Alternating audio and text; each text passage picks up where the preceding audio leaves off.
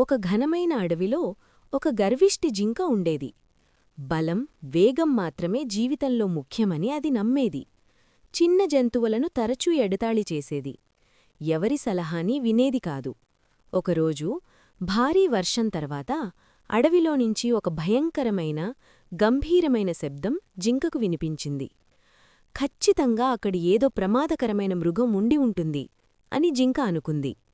భయంతో జింక అన్ని జంతువులకు ఆ ప్రాంతానికి ఎవరూ వెళ్ళకండి అని హెచ్చరించింది. చాలామంది నిజం తెలుసుకోకుండా జింక మాట నమ్మారు. అందరూ తన మాట విన్నందుకు జింకకు తనపై తాను గర్వంగా, శక్తివంతంగా అనిపించింది.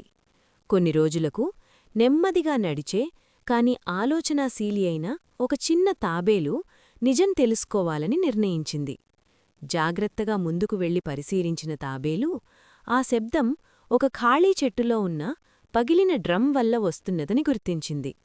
గాలి వీచినప్పుడు ఆ డ్రమ్ శబ్దం చేస్తున్నది.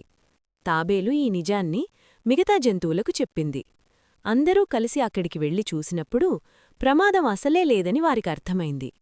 అప్పుడే జంతువులు గ్రహించాయి, జింక భయంతో జ్ఞానం లేకుండా మాట్లాడిందని.